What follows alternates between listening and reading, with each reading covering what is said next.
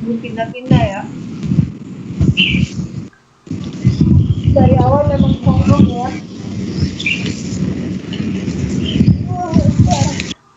Oke, jadi kita bahas di meeting terakhir ini modulnya tentang menerapkan teknik penulisan jurnalisme.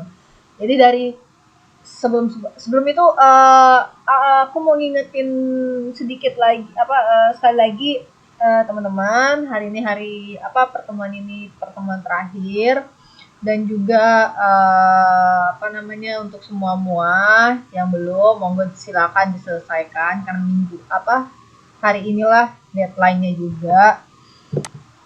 Jadi kalau ada yang belum, monggo dikerjakan, nanti biar reportnya gampang gitu kan.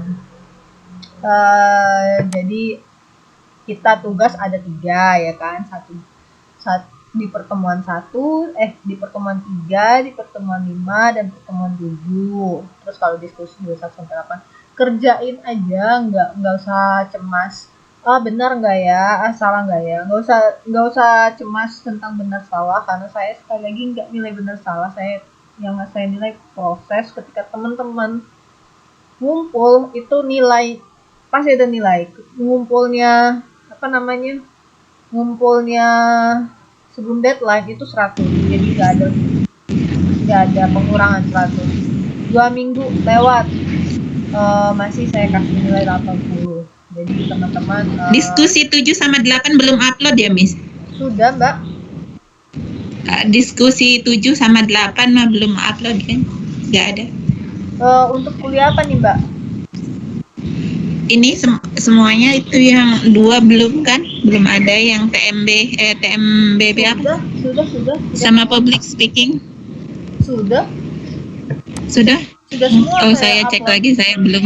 Saya sudah yang diskusi 7 sama 8 saya cek tuh, lihat belum ya. Semua itu semua sesi itu sudah saya selesaikan tanggal 16. Ada. Ya, Miss, aku cek lagi. Nih. Ya, ini jadi mata kuliah public speaking. Kita lihat yang PNBB ya. Jadi nih, diskusi 1 sesi 1 diskusi 1 ada ya kan. Sesi 2 diskusi 2 ada, sesi 3 diskusi 3 dan tugas ya kan, pertemuan. Jadi ini tugas 1 di pertemuan ketiga. Terus sesi ininya belum ada ya, sharingnya. Kasian. Nah, ini dia. Nah, muncul ya. Jadi ini yang TMBB, diskusi 1, sesi 1 ada ya kan, diskusi 2 ada, sesi 2, diskusi 3. Nah, di sesi 3 tugas 1 sudah ada. Ini pokoknya saya upload ini nih minggu pertama apa minggu kedua pertemuan kita. Jadi semuanya sudah di-upload. Jadi teman-teman tuh bisa ngerjain sebenarnya dari minggu kedua udah bisa selesai sebenarnya. Ada peluang bisa menyelesaikan. Nah, ini diskusi sesi 5, ada diskusi 5 dan tugas yang kedua. Di sesi 6, diskusi 6 aja, sesi 7. Nah, terakhir nih tugasnya, tugas 3, diskusi 7. Sesi 8, diskusi 8 sudah. Jadi tiap pertemuan tuh pasti ada diskusinya. Tapi tidak tiap pertemuan ada tugas. Jadi yang ada tugas itu hanya di pertemuan 3, tugas 1, pertemuan 5, tugas 2, dan pertemuan 7, tugas 3. Jadi untuk tugas total 3 ya teman-teman untuk setiap mata kuliah. Tapi kalau untuk diskusi 8 pertemuan ada 8 diskusi. Nah, ini semua deadline-nya teman-teman hari ini terakhir. Jadi ini kita lihat yang paling terakhir ini. Jadi saya insya Allah hari ini akan selesaikan semua report. Bisa langsung ini nanti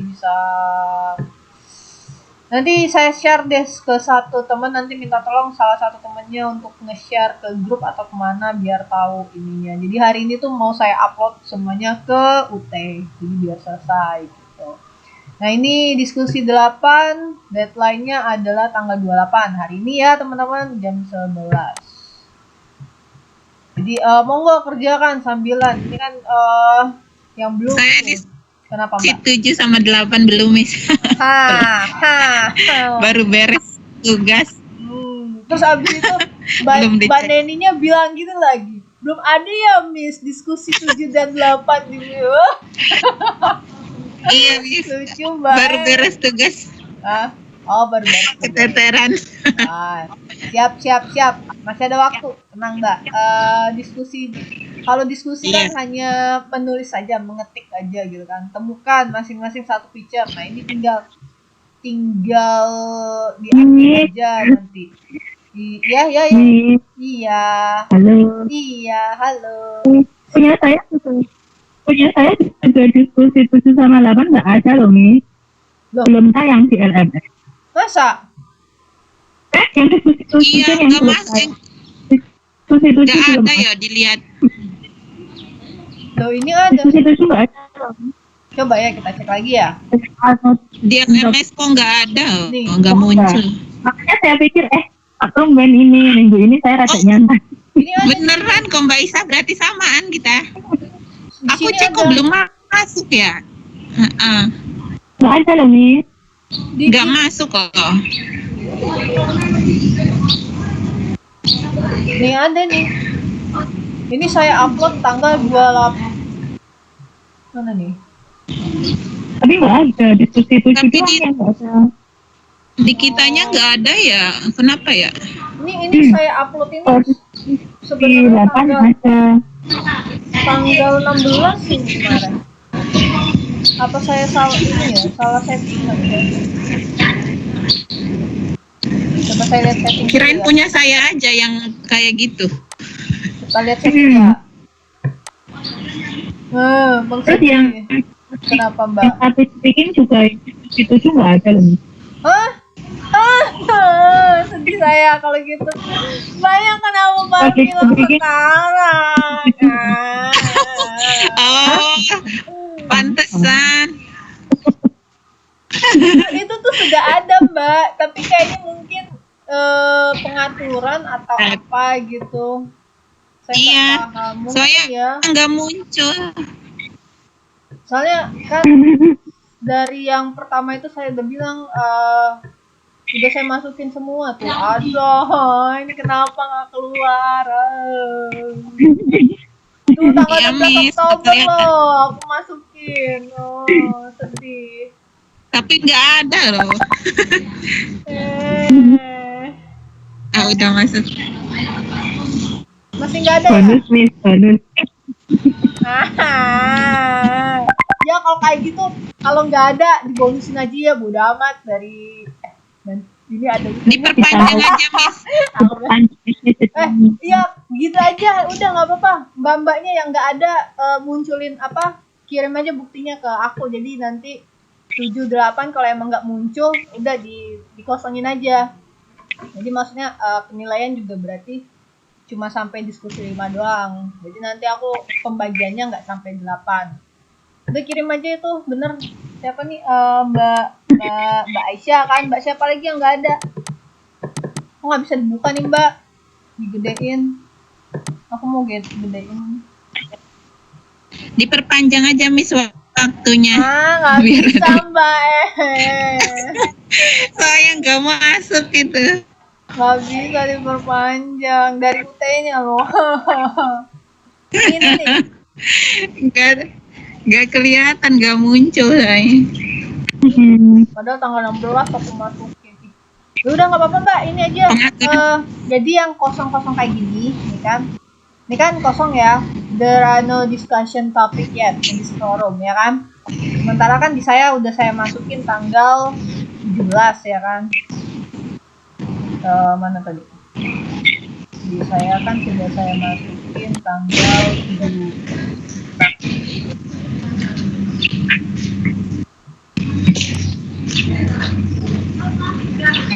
Nih, ini kan saya masukin tanggal 16.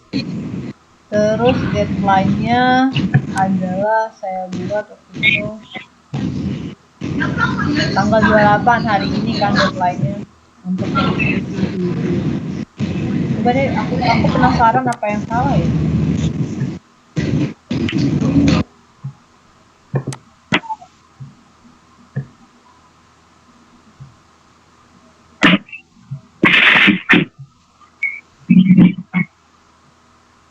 Nggak ada yang ini kok. Nggak ada yang ini.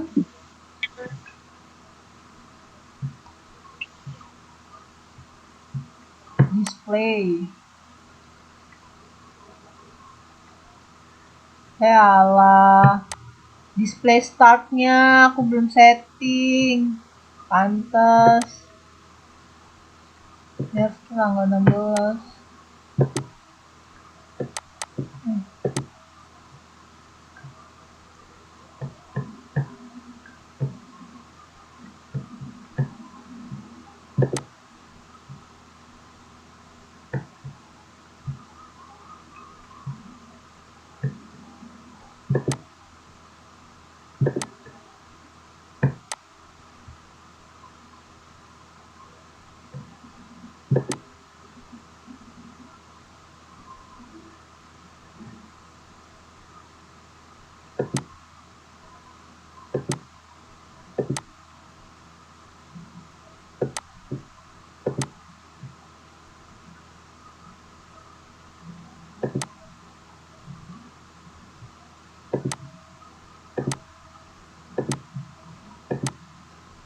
Sekarang muncul nggak, Mbak?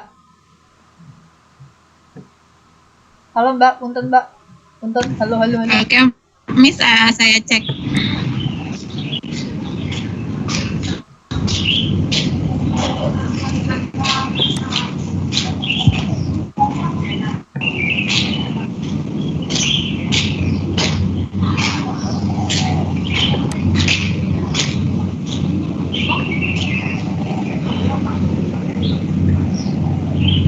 Udah nih, udah muncul deh kayaknya.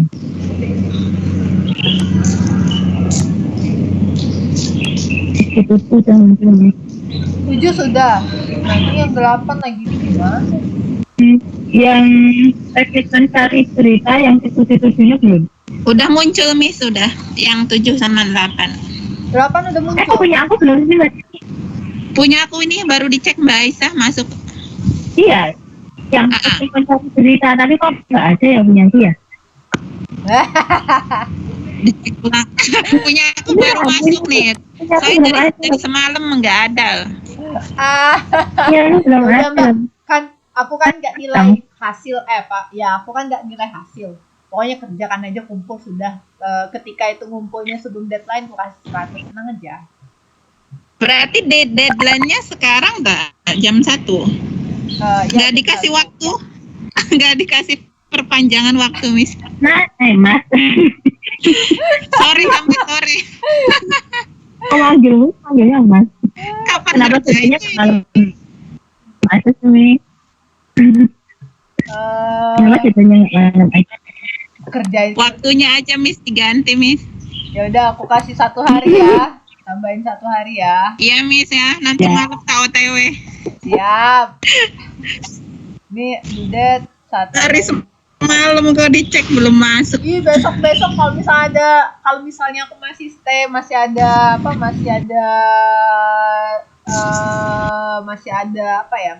waktunya. Kalau kayak gitu tuh kasih taunya yang cepet dong, Mbak. Kirain dikasih keringanan, Miss. Di skip.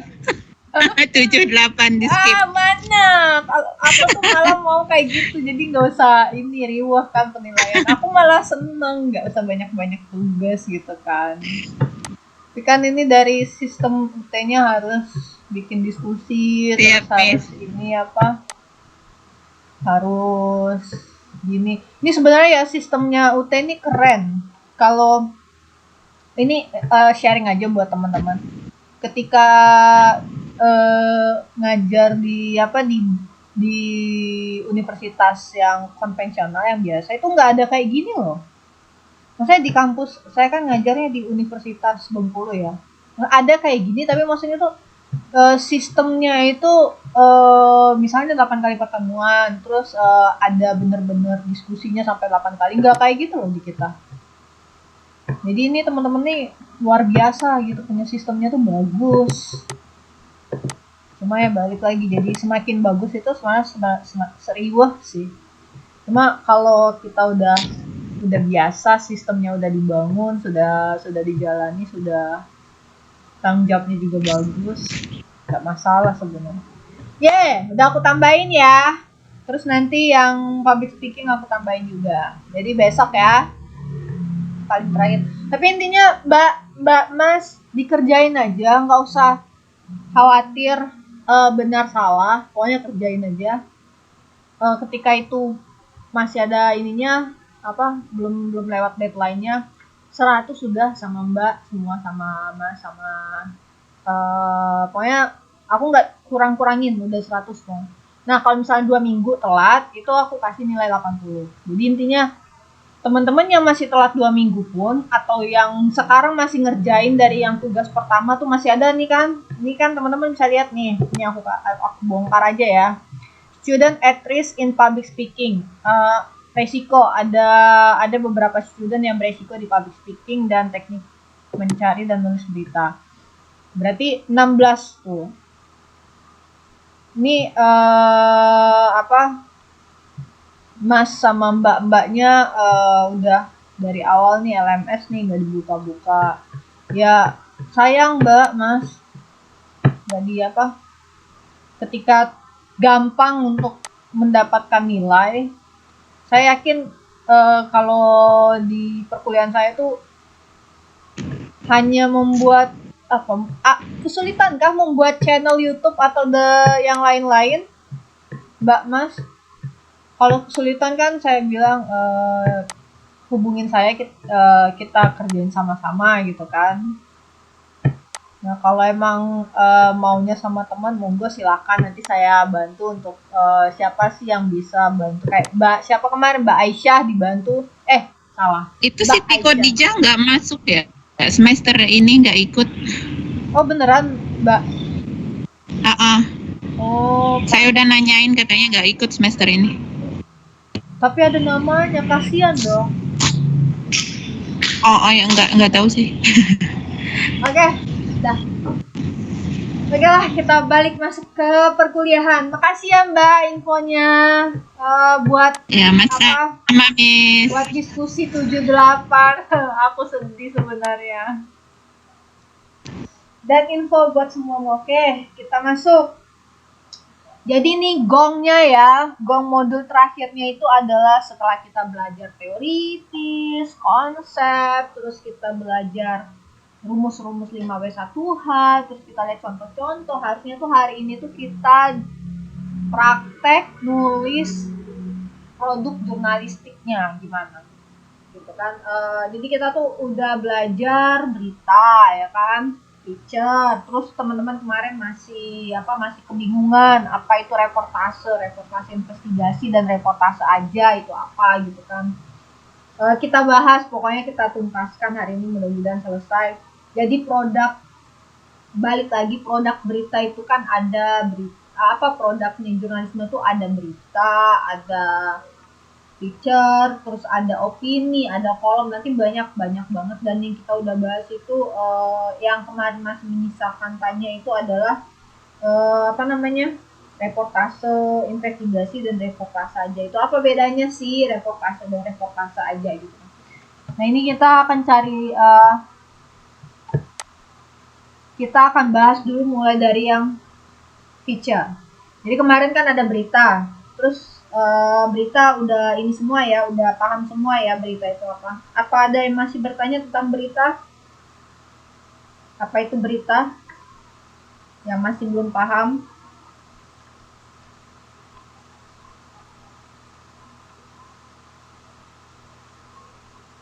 Halo, 1, 2, 3. Mbak Mas ada yang belum paham sama yang disebutin berita yang mana? Terus kalau misalnya kita buat berita bisa ya hari ini?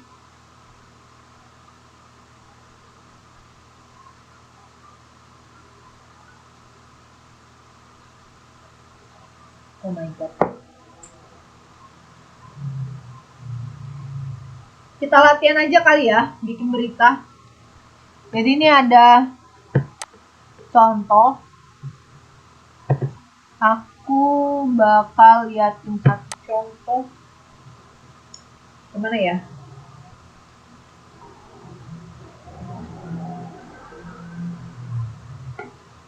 Dari YouTube aja kali ya.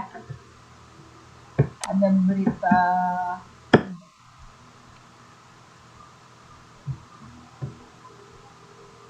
oh,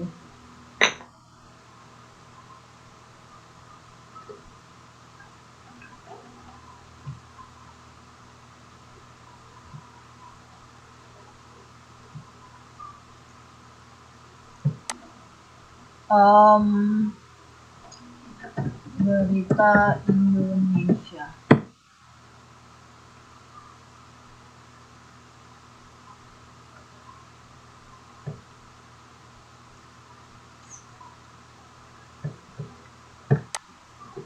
CNN Indonesia.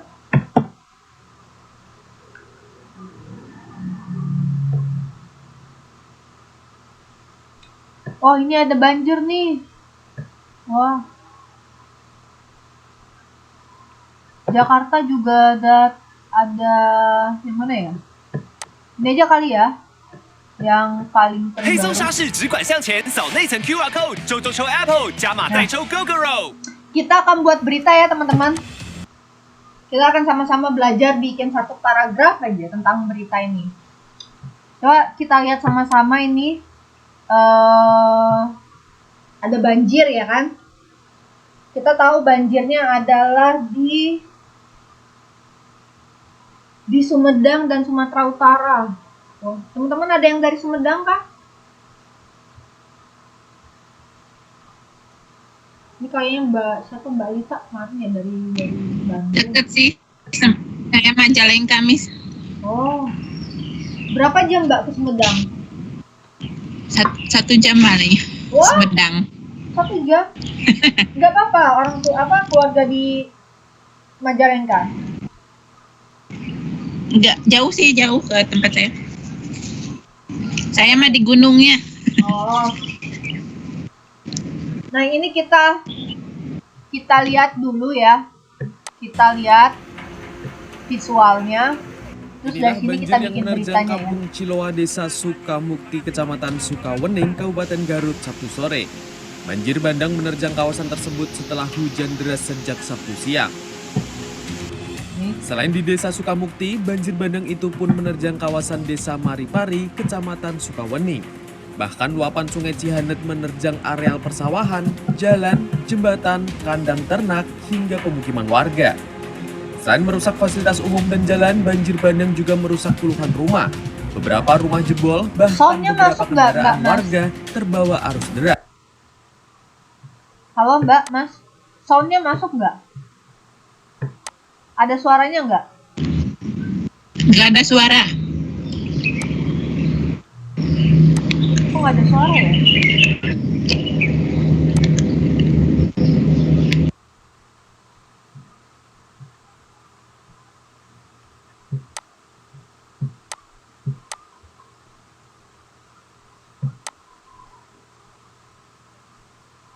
Hmm.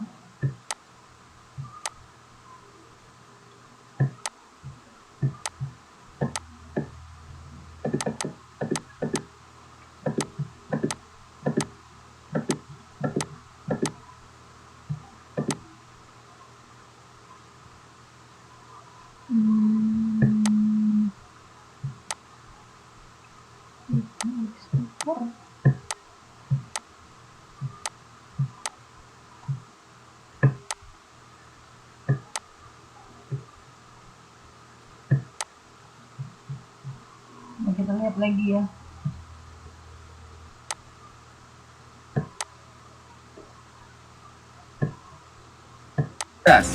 Hujan lebat tadi pada pukul 14 mengakibatkan Ada suaranya nggak Mbak? banyak jembatan yang terputus, baik jembatan Enggak ada, Miss. yang akses jalan kabupaten maupun jalan desa.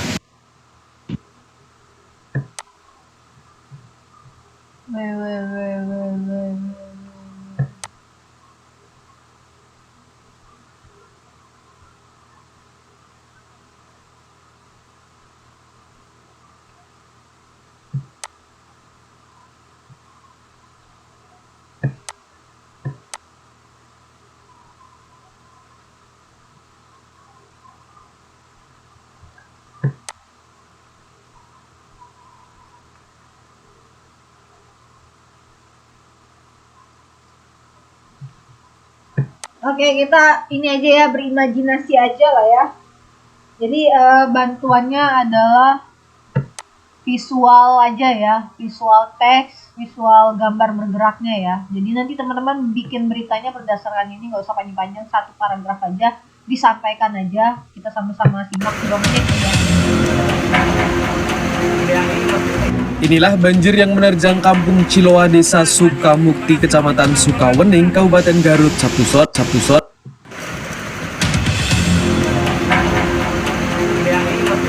Inilah banjir yang menerjang kampung Ciloa, Desa Sukamukti, Kecamatan Sukawening, Kabupaten Garut, Sabtu sore. Banjir bandang menerjang kawasan tersebut setelah hujan deras sejak Sabtu siang. Selain di Desa Sukamukti, banjir bandang itu pun menerjang kawasan Desa Maripari, Kecamatan Sukawening. Bahkan luapan Sungai Cihanet menerjang areal persawahan, jalan, jembatan, kandang ternak, hingga pemukiman warga. Selain merusak fasilitas umum dan jalan, banjir bandang juga merusak puluhan rumah. Beberapa rumah jebol, bahkan beberapa kendaraan warga terbawa arus deras. Hujan lebat tadi pada pukul 14 mengakibatkan banyak jembatan yang terputus, baik jembatan yang akses jalan kabupaten maupun jalan desa.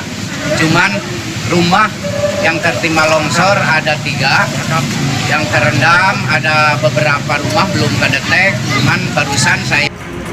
Pihak Desa Cintamanik menyatakan 3 rumah warga tertimbun longsor. Beruntung, kejadian ini tidak menimbulkan korban jiwa. Kini tim SAR, polisi, TNI, BPBD, dan Tagana Garut sudah berada di lokasi untuk membantu warga yang terdampak banjir.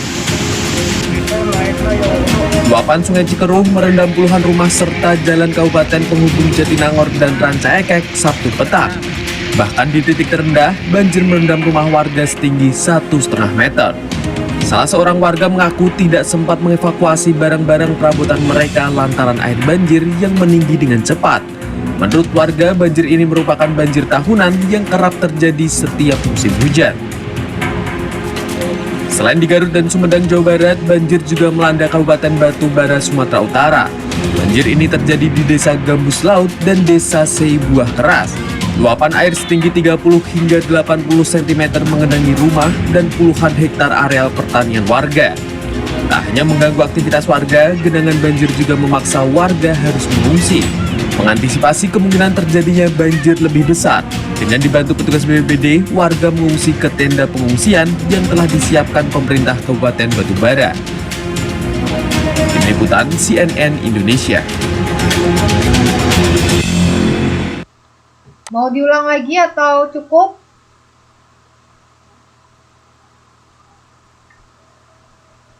Mbak Mas, mau diulang lagi videonya atau cukup? Kita bahas langsung.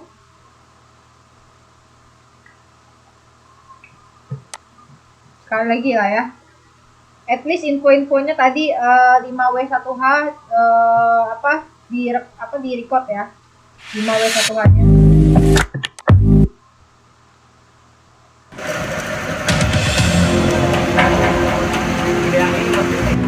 Kalau suaranya nggak masuk, ini kan ada ada subtitlenya di bawah, jadi bisa dibaca juga. Inilah banjir yang menerjang kampung Ciloa, Desa Sukamukti, Kecamatan. Inilah banjir yang menerjang kampung Ciloa, Desa Sukamukti, Kecamatan Sukawening, Kabupaten Garut, Sabtu sore. Banjir bandang menerjang kawasan tersebut setelah hujan deras sejak Sabtu siang.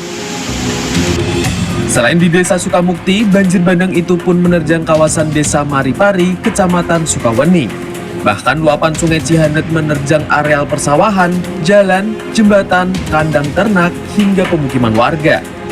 Selain merusak fasilitas umum dan jalan, banjir bandang juga merusak puluhan rumah. Beberapa rumah jebol, bahkan beberapa kendaraan warga terbawa arus deras. Hujan lebat tadi pada pukul 14 mengakibatkan banyak jembatan yang terputus, baik jembatan yang akses jalan kabupaten maupun jalan desa. Cuman rumah yang tertimpa longsor ada. Gak ada suaranya, Miss, jadi nggak tahu nih. Ada beberapa rumah. Iya Mbak, aku udah coba cari-cari di mana tapi nggak bisa nggak bisa masuk juga. Jadi ini aja apa? Kan ada teksnya nih. Iya. Dibaca teksnya aja nih. Ada subtitle kan? Ada 3. Jadi lihat subtitlenya. Intinya nanti nggak usah apa ya. Ada beberapa yang terekam poin-poinnya. Gue bingung kenapa ya nggak bisa ya. Kalau dia itu bisa masuk loh.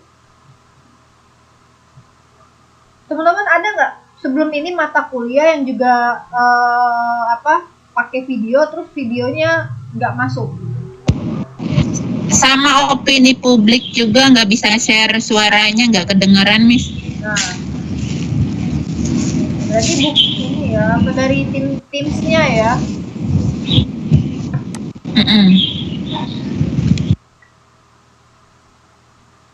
Pokoknya gini aja, fokusnya ke subtitlenya. Jadi di sini kan ada subtitlenya ya teman-teman. Nih, jadi ambil informasinya dari visualnya dan subtitlenya. Ini kita lanjut ya. Jadi fokus ke 5W1H. Nanti kita coba 1-2 statement aja, 1-2 statement untuk bikin beritanya. Belum kedetek, cuman barusan saya. Pihak Desa Cintamanik menyatakan 3 rumah warga tertimbun longsor. Beruntung, kejadian ini tidak menimbulkan korban jiwa. Kini tim SAR, polisi, TNI, BPBD, dan Tagana Garut sudah berada di lokasi untuk membantu warga yang terdampak banjir. Luapan Sungai Cikeruh merendam puluhan rumah serta jalan kabupaten penghubung Jatinangor dan Rancaekek Sabtu petang. Bahkan di titik terendah, banjir merendam rumah warga setinggi 1,5 meter. Salah seorang warga mengaku tidak sempat mengevakuasi barang-barang perabotan mereka lantaran air banjir yang meninggi dengan cepat. Menurut warga, banjir ini merupakan banjir tahunan yang kerap terjadi setiap musim hujan. Selain di Garut dan Sumedang, Jawa Barat, banjir juga melanda Kabupaten Batubara, Sumatera Utara. Banjir ini terjadi di Desa Gambus Laut dan Desa Seibuah Keras. Luapan air setinggi 30 hingga 80 cm mengenangi rumah dan puluhan hektar areal pertanian warga. Tak hanya mengganggu aktivitas warga, genangan banjir juga memaksa warga harus mengungsi. Mengantisipasi kemungkinan terjadinya banjir lebih besar, dengan dibantu petugas BPBD, warga mengungsi ke tenda pengungsian yang telah disiapkan pemerintah Kabupaten Batubara. Tim Liputan CNN Indonesia.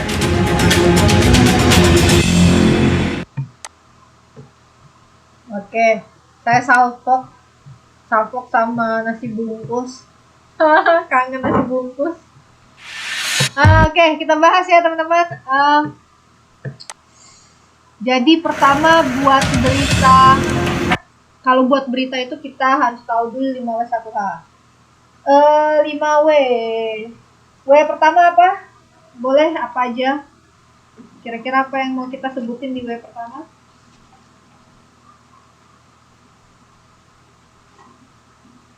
Ada yang masih ingat 5W1H-nya apa aja? Itu, Miss.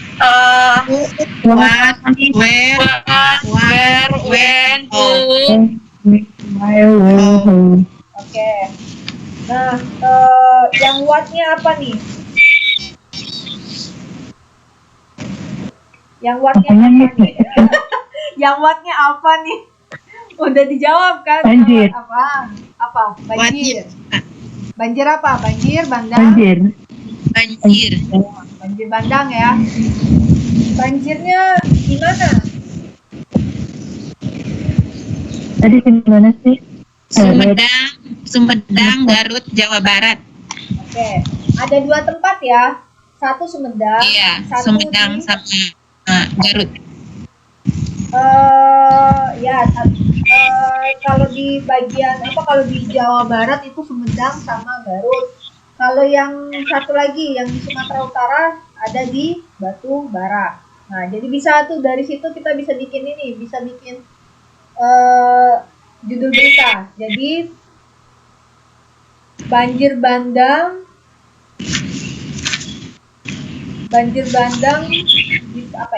jangan pakai terjang, pakai apa lagi ya selain terjang. 2 desa dua desa alami banjir banjir bandang terjang 3 desa sebenarnya ini.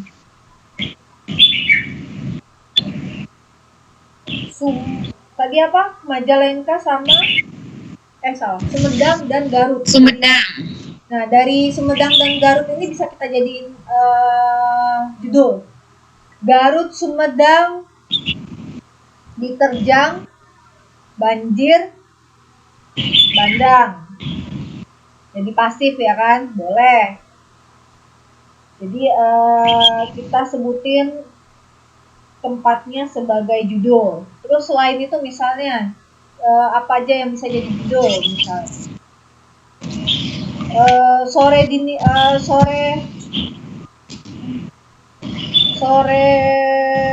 lalu, sore kemarin atau apa ya? Banjir terjang Jawa Barat sore kemarin, ya kan? Itu juga bisa jadi judul. Terus apa lagi? Warga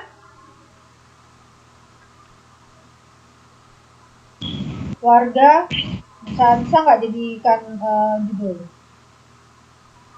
Atau puluhan hektar sawah gagal panen pasca banjir bandang, ya kan? Itu juga bisa jadi judul. Oke, sekarang kita bikin ininya, beritanya, leadnya. Kita bikin leadnya dulu. Kemarin ada berapa macam lead?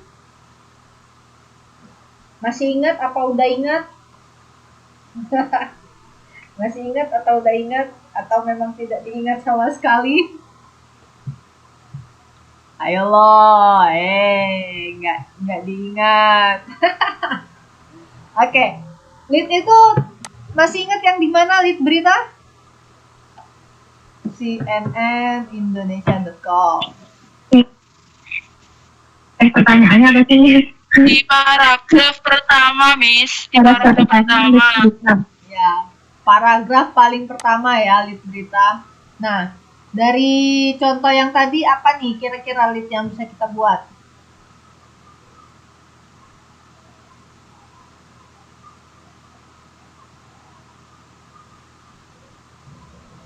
Ini contohnya nih ada nih.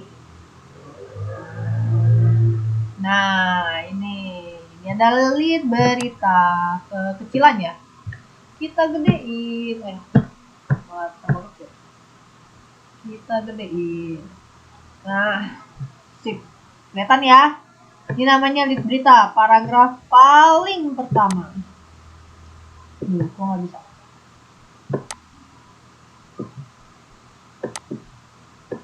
Nah, ini namanya lead berita. Sekarang kita bikin tadi berita yang ini, berita yang dari banjir bandang ini. Ini banjir bandang, ya kan? Ini contohnya. Ini contohnya dari yang banjir bandang. Coba, banjir bandang tadi di mana? Di Sumedang, Garut, Jawa Barat. Oke. Kita bisa pakai Jawa Barat ya. Jawa Barat, terus misalnya jangan pakai CNN, misalnya UT ya kan, Universitas Terbuka, cie. Universitas Terbuka, terus pura-puranya UT punya media online kan. Universitas Terbuka Taiwan, cie. Terus pakai nih, hyphen 2, 1, 2 ya. Tapi tergantung ini sih, kalau hyphen ini tuh tergantung dari media online. Ada yang hyphennya 1 hitam panjang, ada yang hyphennya 2. Jadi ini tergantung ya, tergantung dari perusahaan apa, dari media online-nya. Nah, apa nih yang bisa kita jadiin lead? Tadi informasinya ada yang bilang puluhan hektar sawah gagal panen, ya kan? Terus ada lagi banjir bandangnya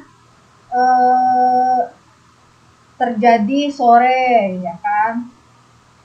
Banjir bandangnya setinggi 50 sampai 80 cm, ya kan. Apalagi tadi ya infonya. Warga dievakuasi ke tempat untuk apa? Untuk menghindari banjir bandang susulan, ya kan. Terus apa lagi tadi informasinya? Banyak warga yang tidak bisa mengevakuasi barang-barangnya karena banjir bandangnya sangat cepat, ya kan. Terus ada lagi informasi banjir bandangnya adalah banjir tahunan, ya kan. Nah, kira-kira mana nih yang mau kita ambil yang paling penting informasinya? Bisa misalnya banjir bandang terjang 3 wilayah di Indonesia. 1 Garut, 2 Sumedang, ya kan, disebutin loh. 3 wilayah di Indonesia alami banjir bandang sore kemarin, ya kan. 3 wilayah ini di Garut, terus apa tadi ya? Garut, Sumedang, dan Batubara. Jadi Garut, Sumedang, Jawa Barat, dan Batubara, Sumatera Utara. Banjir cukup ya dua kalimat aja ya, nggak usah banyak-banyak, 2 kalimat aja cukup pendek. Oke, bisa yang lain untuk bikin leadnya, coba. Maksudnya informasi yang lain boleh. Selain itu, mau nonjolin informasi apa aja boleh.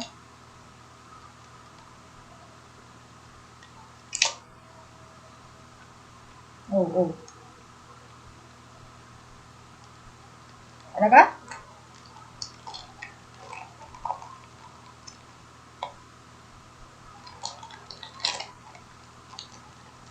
Monggo, kalau ada.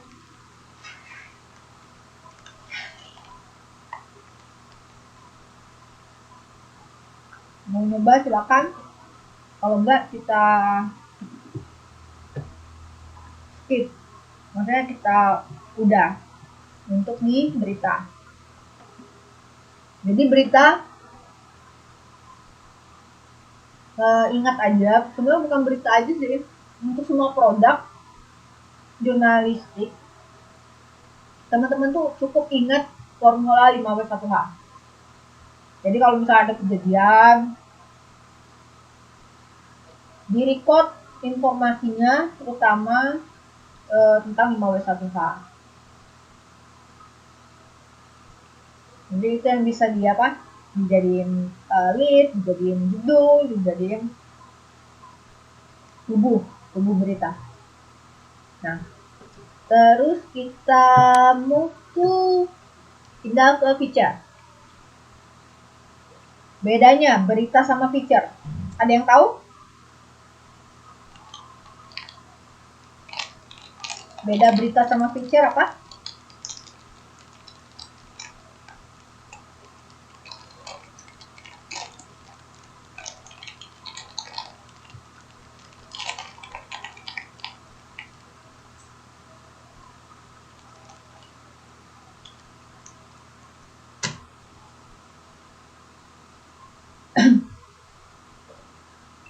Berita yang ditulis seperti kayak bercerita gitu ya, Mi? Ya, berita ditulis, feature juga ditulis, berita bercerita. Kayak pendapat gitu ya, Mi? Berita ada statementnya, ada feature ada juga. Yang paling sangat membedakan itu nih. Nah, kalau berita ini harusnya salah nih. Informasinya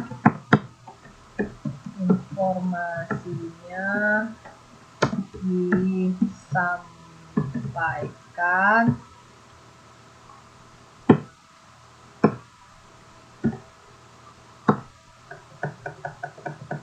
Nah, informasinya disampaikan tanpa batasan waktu. Itu yang paling membedakan ya teman-teman dari berita. Kalau berita, hari ini kejadian, kalau misalnya surat kabarnya masih bisa dicetak, masih ada apa? Katakanlah kejadiannya itu pukul 2 ya kan, misalnya bom besar gitu kan, gitu ya. Jangan deh, masa mendoakannya nggak bagus. Misalnya ini yang bagus lah ya. Misalnya Indonesia mendapatkan penghargaan dunia ya kan, tapi baru di apa namanya diumumkannya itu adalah pukul 12. Kita tahunya misalnya 12 malam Indonesia, tapi sebenarnya kan perbedaan waktu gitu kan. Informasinya itu misalnya katakanlah dari Inggris misalnya, tapi kan ada perbedaan waktu belasan jam gitu kan. Misalnya di Inggris disiarkannya pagi, ternyata sampai kabarnya di Indonesia itu adalah tengah malam gitu kan. Nah, jadi kalau misalnya surat kabar ya kan, kalau surat kabar kan baru dicetak kan pagi gitu kan. Ya udah paginya tuh langsung dipublish informasi tentang penghargaan itu gitu kan. Tapi kalau karangan kalau karangan khas feature itu bisa kita tulis lagi gitu kan. Jadi kalau misalnya pas beritanya harus disegerakan gitu. Dan juga dia ada limit karakter informasinya. Jadi misalnya hanya 3 kolom, hanya berapa karakter, hanya 1000 atau 2000 karakter. Nah, kalau misalnya karangan khas itu bisa sampai 3000, 6000 karakter. Jadi 2 halaman apa namanya ini? 2 halaman. Itu masuknya karangan khas ini ya. Nah, bisa masuk ke feature kalau essay gitu. Bisa masuk ke feature, bisa masuk ke apa namanya surat tajuk rencana atau surat pembaca. Nah, kalau misalnya dia ditulis oleh apa namanya perusahaan media masanya, itu bisa masuk ke pojok. Kalau misalnya pengamat yang nulis, bisa masuk ke opini, gitu. Jadi kalau misalnya jurnalis yang menulis ya, kalau jurnalis yang menulis berdasarkan satu peristiwa, essay apa ditulis karangan khas, bukan essay ya namanya, karangan khas gitu, bisa lewat feature. Nah, kalau teman-teman yang menulis, misalnya ada peristiwa nih kan, anggaplah misalnya punah apa namanya monyet di Indonesia tuh udah punah gitu kan, mau tulis tentang feature tentang itu gitu kan. Nah, kalau teman-teman yang nulis namanya feature bukan, kalau teman-teman yang nulis namanya nanti tajuk rencana gitu kan. Nah, kalau misalnya jurnalis yang nulis tapi tentang monyet tadi, itu namanya feature gitu. Jadi dibedakan ya. Jadi kalau misalnya nulisnya jurnalis, itu yang karangannya nanti sampai 6000 ya banyak gitu kan. Terus bahasanya tuh kayak bahasa tidak sekaku kalau misalnya berita gitu kan. Kita cari aja biar teman-teman enggak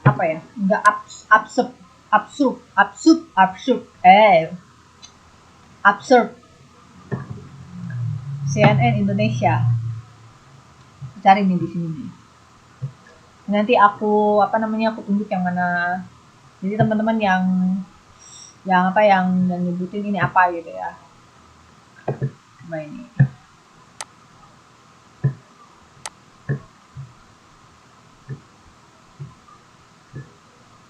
Nah, ini apa nih?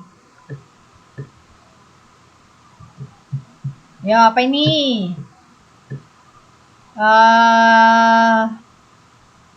Semilir angin di Sungai Bahari Natuna.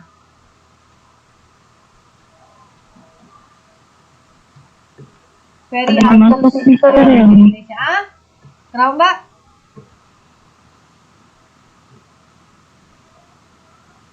Jadi itu termasuk feature ya, Miss? Ya, ya, benar. Ini termasuk feature. Kenapa? Karena yang nulis adalah dari jurnalisnya CNN. Nah, ini panjang ini sampai berapa nih? Sampai 2 tadi kalau nggak salah saya lihat page. Ini feature. Kenapa dibilang feature? Satu, bahasanya tuh beda dengan bahasa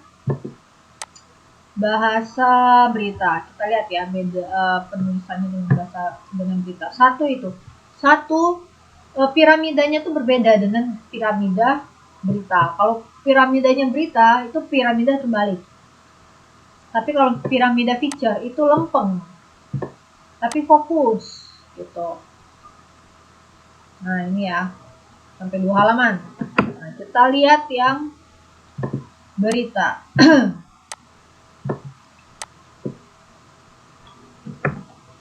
Jadi ini tadi contoh untuk feature, kita lihat yang berita. Nah, berita itu biasanya masuknya di Alhamdulillah di Home atau di Nasional atau di Metropolis ya kan. Alhamdulillah. Biasanya itu kalau misalnya internasional, ekonomi, olahraga ini sebagian ada Alhamdulillah. Sebagian ada feature, sebagian ada berita. Tapi nggak semua di halaman nasional juga berita semua ya. Terkadang ada feature juga di halaman nasional. Kita lihat halaman nasional tapi yang peristiwa ya.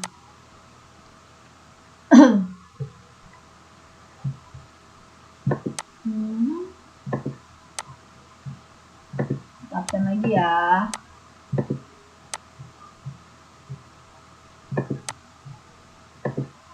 Ya udah 1 jam lagi. Yang ngerasa ya habis itu udah semester udah selesai.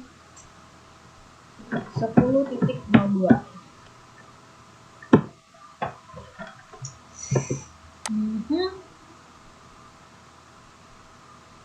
Loh, ini ada Mas Hari. Selamat bekerja yang bekerja. Nah, ini berita nih. Klaster sekolah di Pekanbaru 103. Ini yang berita tadi yang kita ini. Coba teman-teman bandingin. Nah, dari judul aja. Judul aja. Yang satu judulnya adalah yang satu tuh bahasanya formal ya. Klaster sekolah di Pekanbaru 113 siswa dan guru positif COVID. Ya kan? Gak ada bahasa kiasannya, gak ada kata-kata kiasannya, gak ada kata-kata apa ya, kayak puitisnya gitu-gitu nggak ada. Di sebelah yang picture tadi semilir, ya kan? Dia pakai kata semilir. Kalau berita nggak mungkin ada semilir.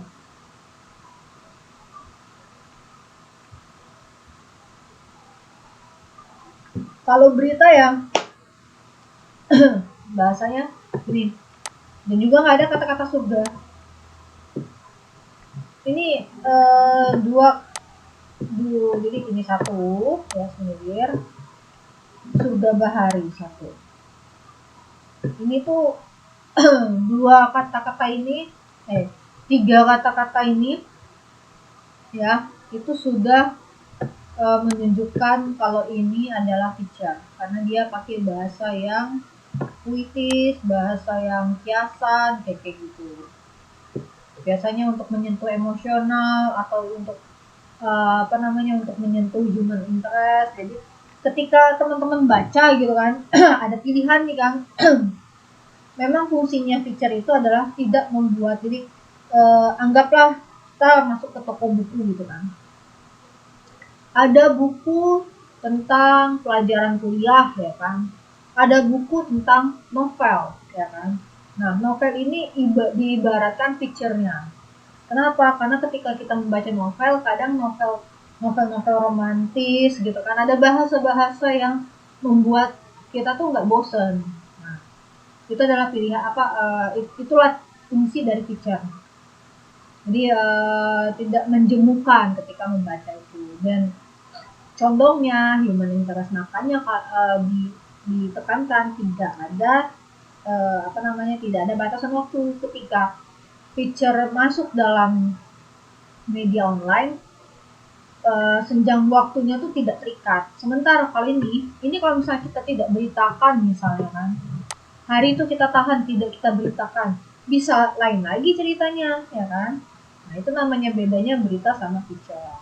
Jadi ingat teman-teman, namanya berita itu peristiwa yang dia harus diberitakan secepatnya. Nah, ketika teman-teman menulis berita juga struktur beritanya nanti adalah piramida terbalik, bahasanya juga lebih formal, tegas, langsung gitu kan.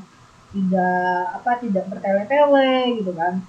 Sementara kalau feature bahasanya politis, menyentuh human interest, emosional gitu kan. Jadi itu bedanya. Jadi sekarang paham ya berita dan feature. Nanti kita sentuh lagi reportase, investigasi dan reportase. Di sini paham ya? Jadi udah tahu ya mana feature, mana berita. Ada yang masih belum paham?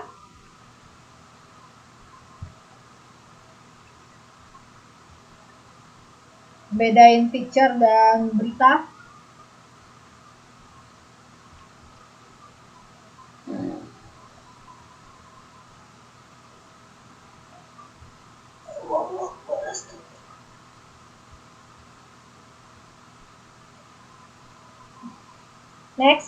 Next ya. Kita next aja. Sudah. Nah, ini ada contohnya. Tapi tadi kita udah lihat contoh yang lain. Nah ini sudah kita bahas juga, ya kan? Jadi tidak terikat waktu ya. Dan dia juga tidak membosankan.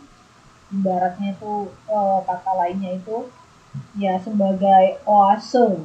Jadi kalau misalnya kita ke ke toko buku gitu kan, apa yang teman-teman imajinasikan ketika teman-teman melihat novel dan buku referensi untuk kuliah? Nah, ketika teman-teman melihat novel itu sebagai hal yang asik, ringan, nah itulah namanya karangan fiction atau karangan bebas. Gitu. Nah, ada lagi namanya kalau di media massa itu ya, opini. Opini ini yang buat adalah bukan jurnalis ya. Yang buat opini bukan jurnalis. Jadi produknya jurnalis tadi hanya reportase ya kan, reportase investigasi ya kan, terus feature berita. Nah sekarang kita bahas opini. Opini itu ternyata ada ragamnya lagi, ada 4 ragam ya. Kita bahas satu-satu. Ada namanya tajuk rencana, ada namanya surat pembaca, ada namanya pojok, tulisan atas nama. Jadi ini nggak semua media massa juga punya semuanya ya. Kadang kayak pojok ya, media massa Republika nggak punya pojok. Jadi ada beberapa media massa yang kayak Kompas. Kompas ini saya nggak tahu ya tulisan atas nama ini. Kompas ada kalau tulisan atas nama ini biasanya hampir semua media cetak ada. Ini aja yang biasanya tidak semua. Surat pembaca juga ada, tajuk rencana juga ada.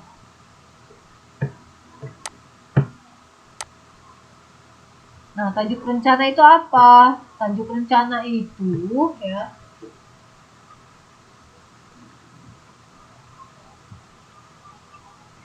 tajuk rencana itu adalah opini dari redaksi.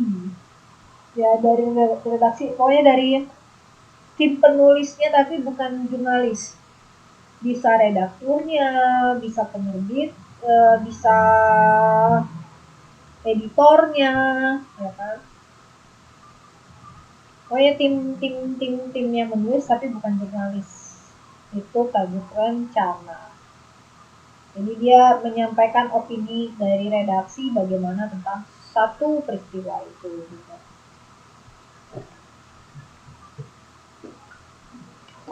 Sampai sini ada pertanyaan? Monggo silakan.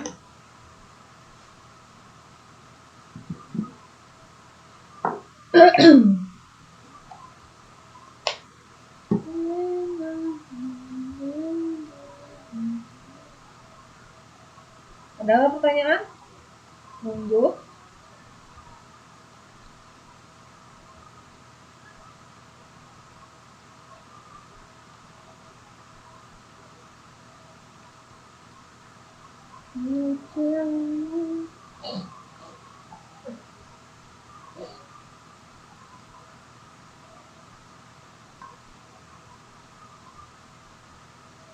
Kita lanjut ya.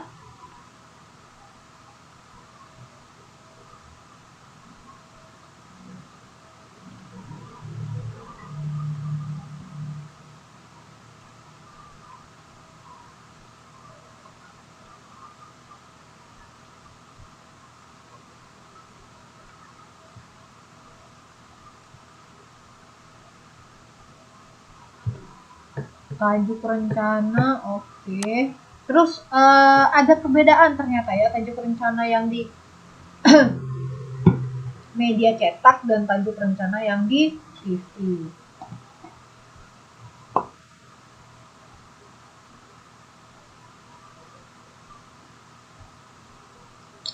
Bedanya apa?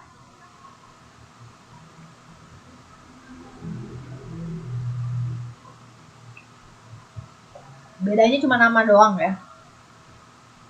Kalau di media cetak namanya tajuk rencana, kalau di TV itu namanya editorial. Editorial media ya kan. Yang biasanya pakai editorial ini kalau nggak salah saya Metro TV.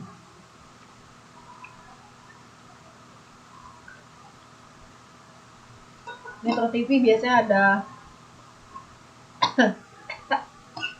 ada editorialnya.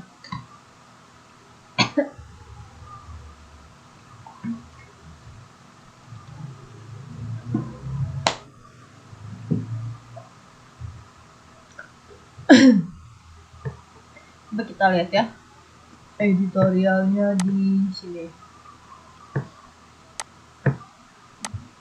Editorial Metro TV.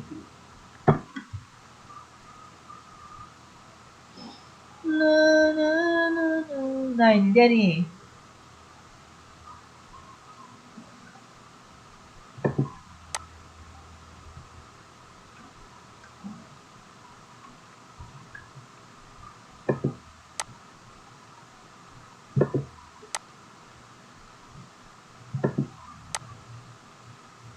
Terima kasih pemirsa, masih bersama kami di Editorial Media Indonesia. Bang Usman, kita mau mendengarkan dulu Bang pendapat dari pemirsa Metro TV. Kita sudah terhubung dengan pemirsa Metro TV di Curug, Bengkulu.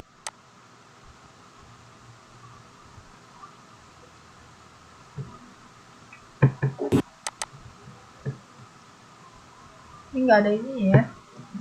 Cari yang ada subtitle.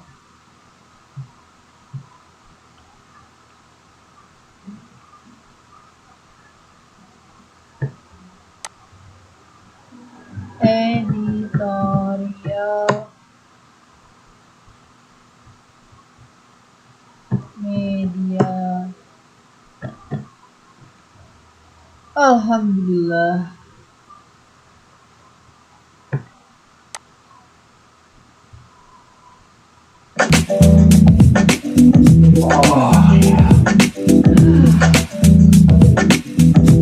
Jangan lupa untuk subscribe dan nyalakan lonceng notifikasinya.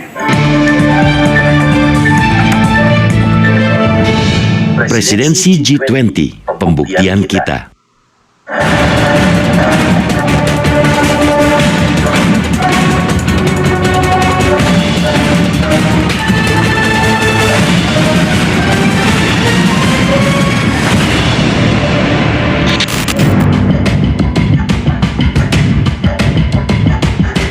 Indonesia resmi mengemban presidensi G20 setelah meneruskan estafet dari Italia untuk setahun ke depan.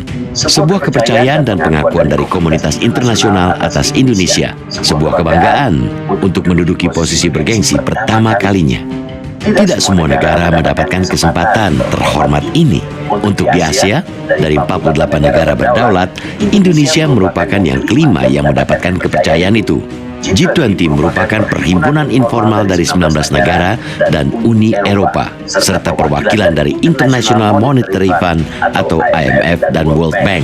Ia merupakan forum ekonomi utama dunia yang memiliki posisi strategis karena secara kolektif mewakili sekitar 65% penduduk dunia, 79% perdagangan global, dan setidaknya 85% perekonomian dunia.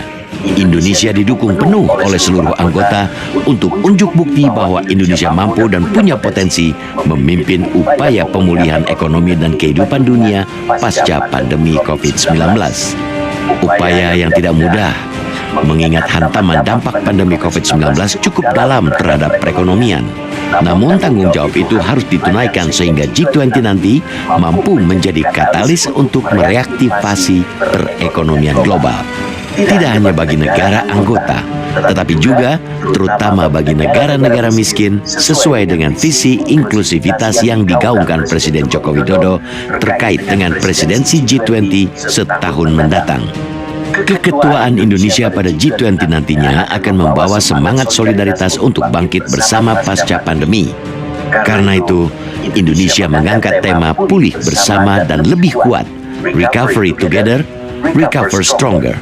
Pemulihan ekonomi dunia mesti dilakukan percepatan dengan prinsip pemerataan, prinsip solidaritas, keadilan, hingga kesetaraan harus dijadikan pegangan untuk mengurangi atau bahkan mengikis kesenjangan perekonomian. Agar negara miskin bisa berkembang, begitupun negara berkembang naik level menjadi negara maju. Posisi yang tidak hanya sekadar menjadi sebuah simbolisasi, tapi juga mampu menjawab tantangan dunia serta bisa memberikan solusi nyata. Target terdekat dari keketuaan Indonesia di G20 yakni mengontrol pandemi COVID-19 sehingga mobilitas bisa kembali dipulihkan. G20 menyatakan komitmen bersama dalam upaya mengontrol pandemi dengan target vaksinasi 40% dari total populasi global di akhir 2021 dan 70% di pertengahan 2022. Indonesia sebagai presidensi atau pemimpin G20 selanjutnya akan membuat komitmen tegas untuk bertindak mengatasi perbedaan kapasitas antar negara dalam penanganan ancaman kesehatan di masa depan. Indonesia harus menunjukkan kepada dunia mampu mengatasi tantangan global. Sebuah amanat yang harus diemban semua anak bangsa di negeri ini, termasuk ikut menyukseskan gelaran KTT G20 pada tahun depan, serta gelaran 150 pertemuan terkait dengan presidensi G20. Ajang yang akan mengangkat prestise Indonesia juga berdampak bagi ekonomi sosial. Dampak langsung yang bisa dirasakan yakni peningkatan konsumsi domestik yang diprediksi 1,7 triliun rupiah. Selain itu, penambahan produk domestik bruto atau PDB hingga 7,47 triliun rupiah dan pelibatan tenaga kerja sekitar 33.000 di berbagai sektor. Untuk itu, kepercayaan komunitas global terhadap Indonesia ini mesti ditunaikan. Kepercayaan yang bukan hanya terhadap pemerintahan Joko Widodo Ma'ruf Amin beserta kabinetnya, melainkan juga kepercayaan dunia terhadap seluruh bangsa Indonesia.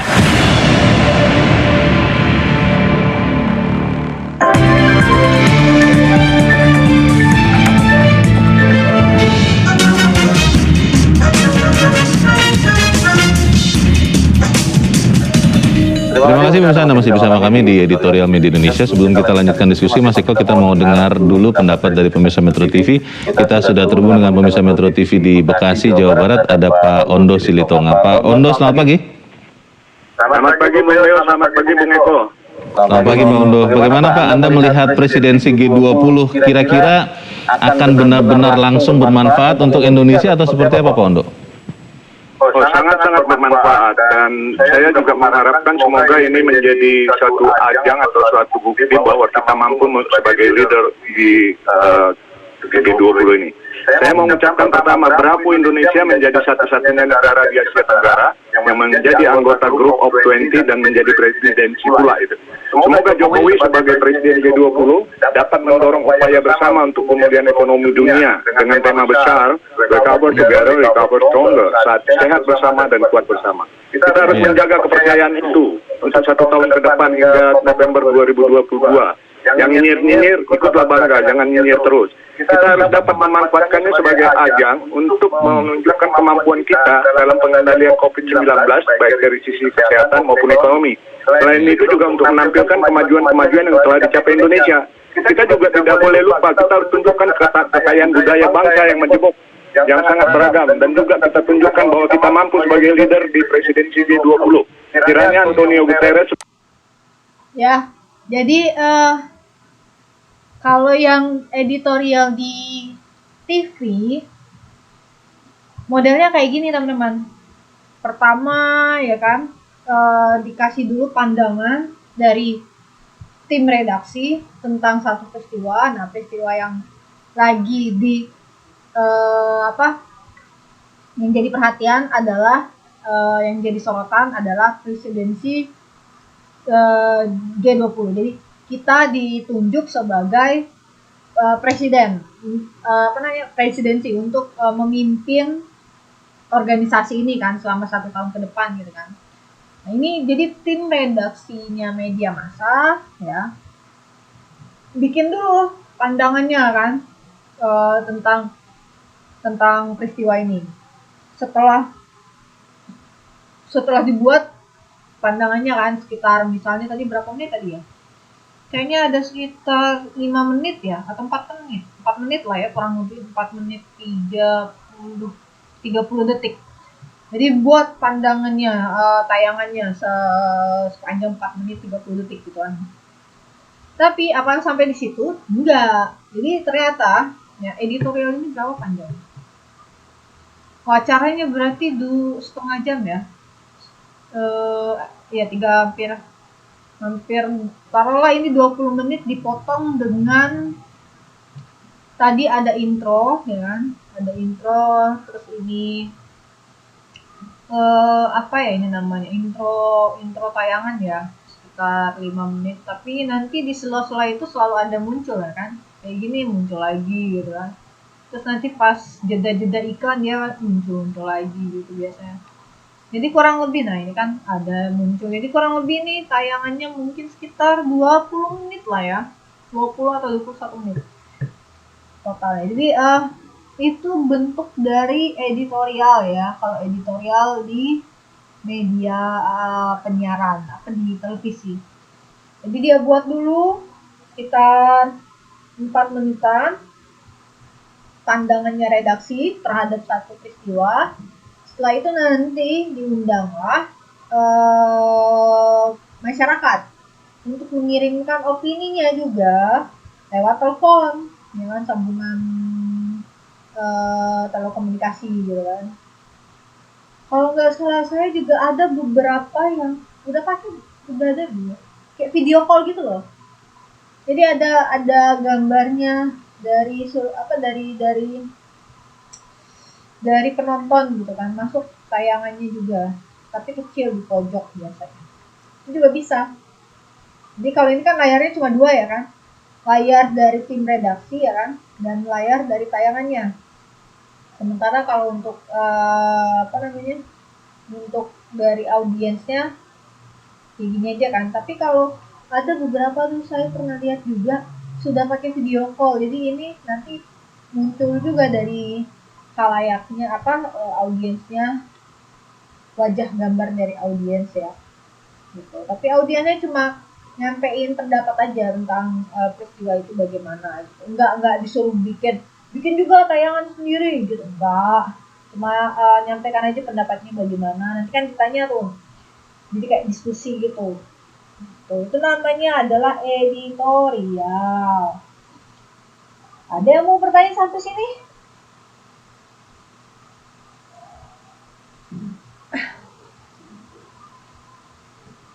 Kalau enggak, berarti kita masuk ke kita bahas balik flashback sedikit tentang reportase.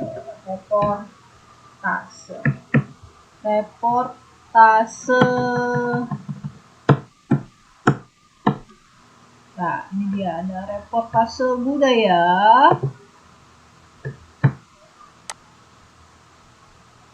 Oke.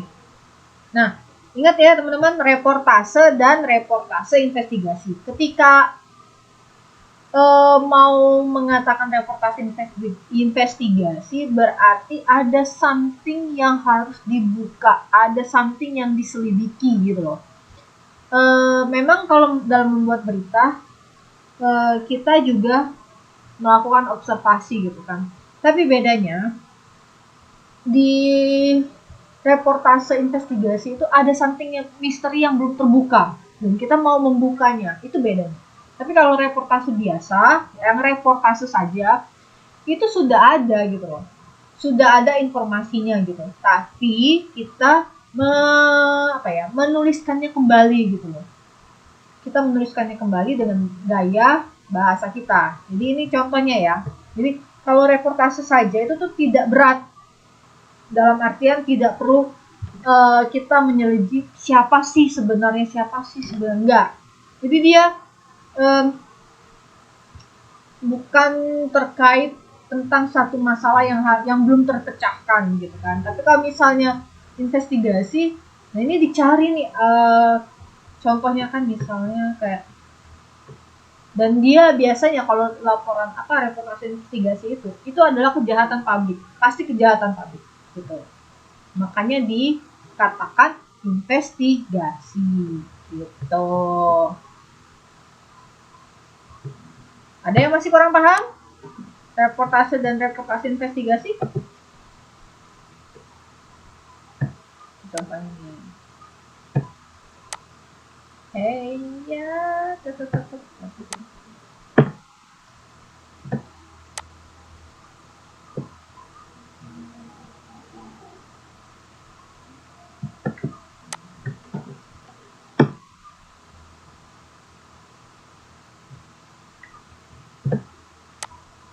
Nah, kalau yang ini, yang sebelah, kok banyak kok tabnya.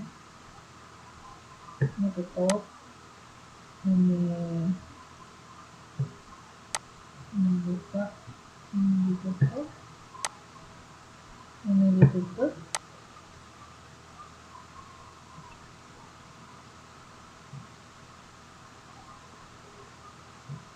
Oke. Ini jangan dia tokoin. Oke. Nah, ini reportase budaya, itu reportase saja. Kita cari reportase investigasi yang nih, kejahatan semua ini ya.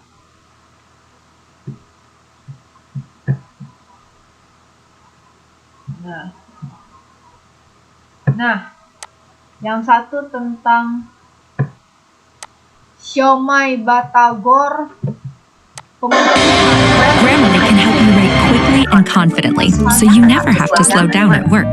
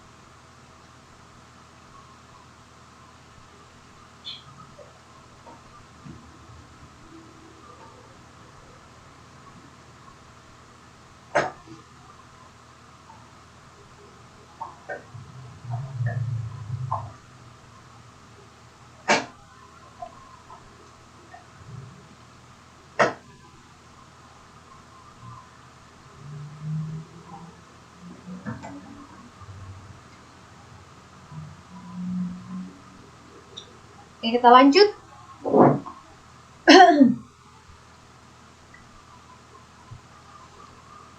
Kita lihat dulu yang mana ya? Yang ini dulu ya. Yang reportase aja ya. Kita lihat dulu yang ini. Subtitlenya dibuka. Indonesia mempunyai masa sejarah yang sangat panjang. Perjalanan sejarah bangsa Indonesia terbukti dan terekam dalam banyak temuan yang tersebar di seluruh Nusantara. Sebagai hasil karya warisan budaya masa lalu, keanekaragaman cagar budaya ini harus kita jaga dan kita lestarikan karena merupakan bagian integral dari kebudayaan secara keseluruhan yang menjadi identitas dan jati diri bangsa. Nah, viewers, bersama saya Devi Rianti, saya akan ajak Anda untuk melihat lebih dekat salah satu cagar budaya warisan budaya bangsa.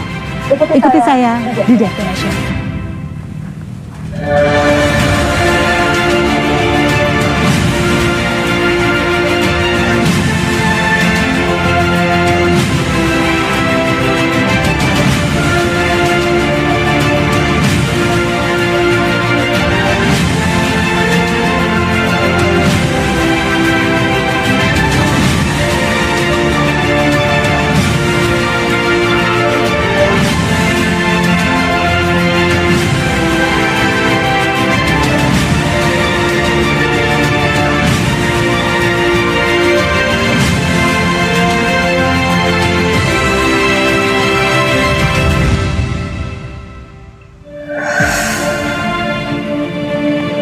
Nah, viewers, saat ini saya berada di sebuah situs cagar budaya, warisan budaya masa lalu yang luar biasa.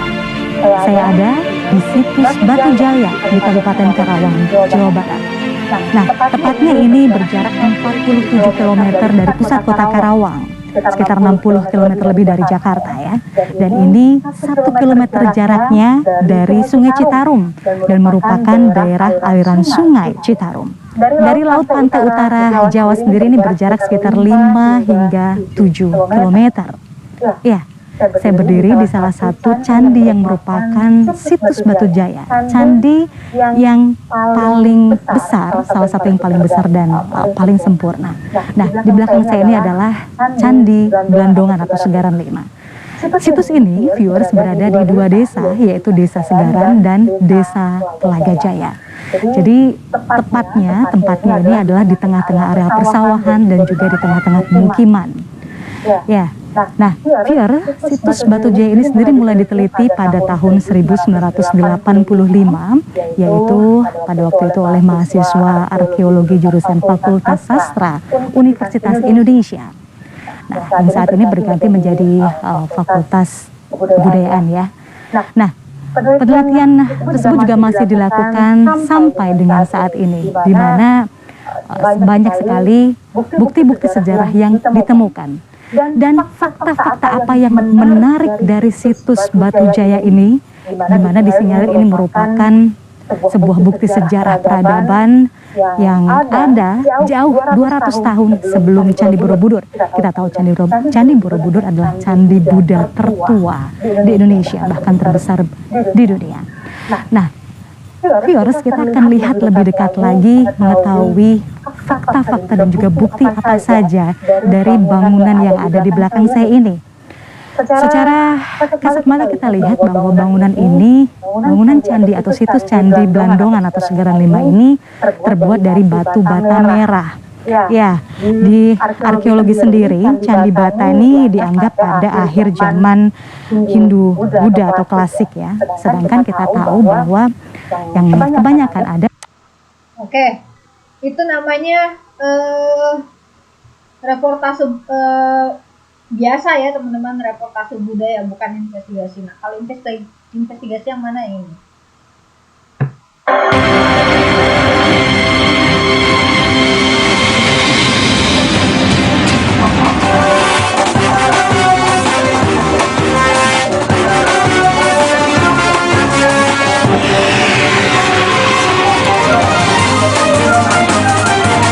Tapi ini nggak ada subtitlenya.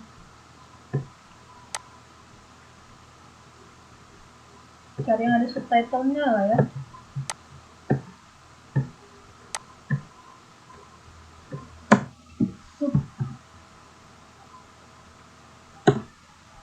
Indo.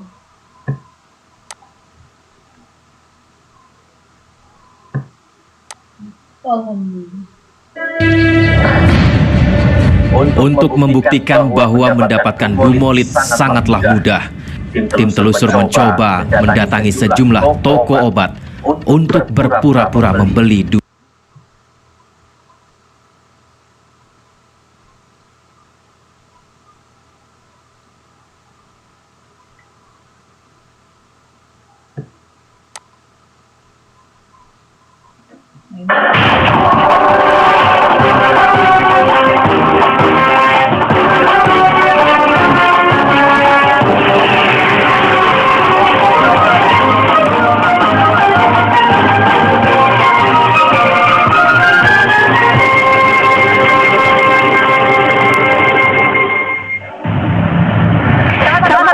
banyak diminati di Indonesia adalah nasi goreng. Kepopuleran nasi goreng bahkan sudah mendunia. Namun kita patut waspada terhadap aksi pedagang yang berbalut kecurangan.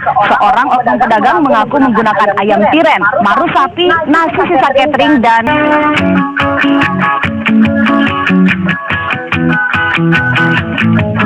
peminat nasi goreng berasal dari berbagai usia dan golongan. Bahkan kenikmatan nasi goreng tidak hanya diakui oleh masyarakat Indonesia.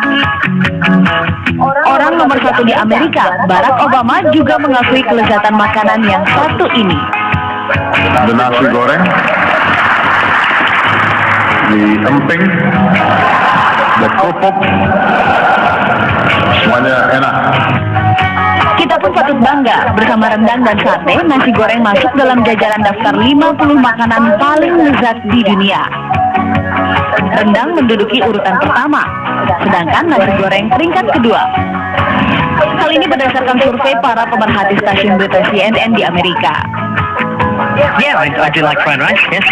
It has the sauce, the black sauce that they use, and that gives it a lot of flavor. Karena nasi goreng itu adalah makanan khas Indonesia yang dimana kita bisa temukan rasa-rasa yang unik untuk setiap jenis nasi goreng yang ada dan berbeda-beda di setiap kota yang ada di Indonesia. Soalnya nasi goreng itu Indonesia banget, terus dia juga banyak macam-macam, ada nasi goreng kambing, nasi goreng petai, nasi goreng seafood, nasi goreng yang lain. Terus di situ tuh pasti kerasa bumbunya tuh kerasa banget. Namun sayang, kepopuleran makanan asli Indonesia ini dimanfaatkan oknum pedagang nasi goreng untuk berbuat curang. Kami, tim reportase investigasi, menemukan salah seorang penjual nasi goreng yang berbuat curang. Sebut saja namanya Ongki. Tak tanggung-tanggung, ia menggunakan 4 bahan mengundang bahaya sekaligus. Ayam mati kemarin alias tiren, nasi sisa catering, marus atau darah sapi mengalir yang dibekukan, dan lagi-lagi borak, zat berbahaya dan salah satu elemen yang digunakan untuk mengontrol kecoa. Tim reportase investigasi lantas mengikuti pelaku berbelanja di pasar. Di sini, Ongki membeli 2 kantung plastik marus. Ongki mengelabui pelanggannya dengan memakai marus sebagai pengganti hati. Sekilas, marus memang mirip hati sapi atau ayam. Kalau hati sapi kan harganya berapa gitu. Kalau pakai marus kan lebih mirip. Di pasar, harga 1 kilogram marus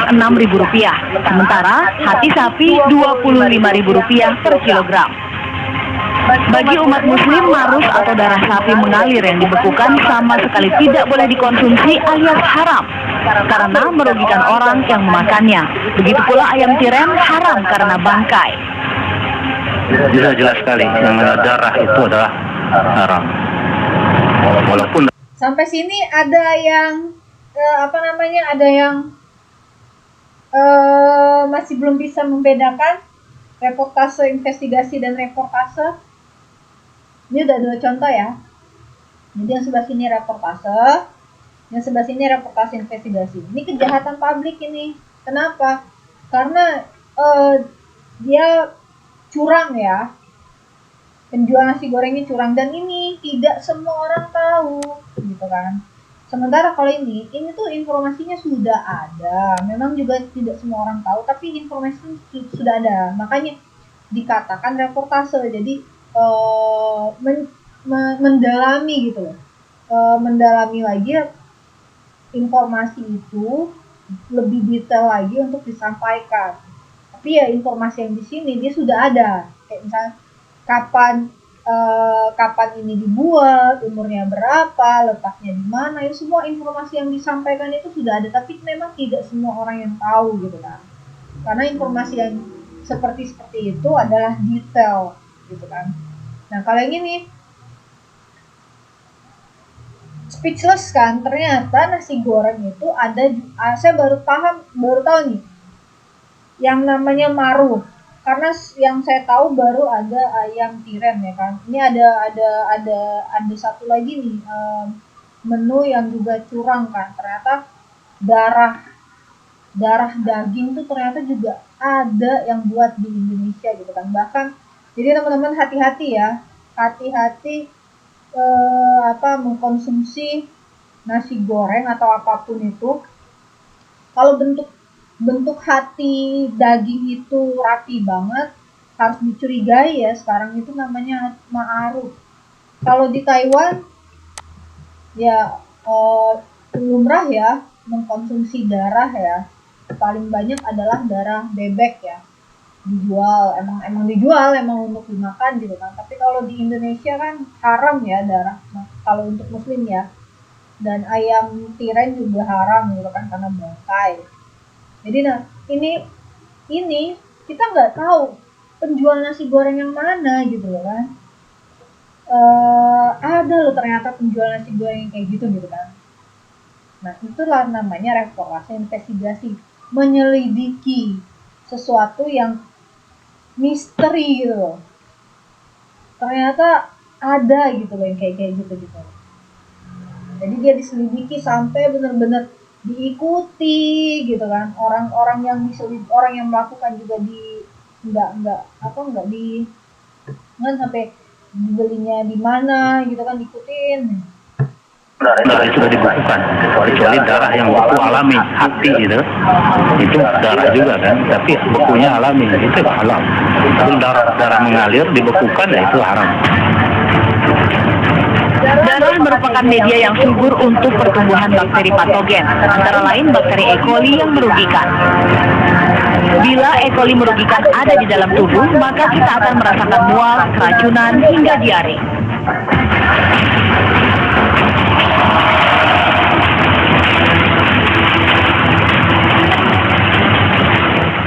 Kepada tim reportase investigasi, oknum pedagang mengaku menggunakan borak untuk mengawetkan marus dan ayam tirennya. Penelusurannya sesaat lagi. Tuh ya, ternyata borak juga dipakai. Ya Allah, mengerikan banget ya. Sumpah. Dan satu lagi, ternyata nasinya pun nasi bekas catering, kan? Jadi banyak hal-hal yang di sekitar kita itu yang harus kita waspadai gitu ya.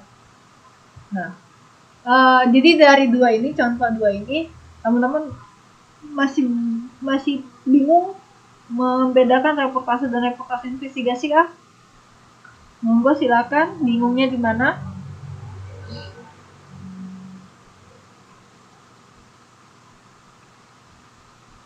Atau pertanyaan yang lain juga boleh. di luar reportase. Monggo. Allahu Akbar, astagfirullah.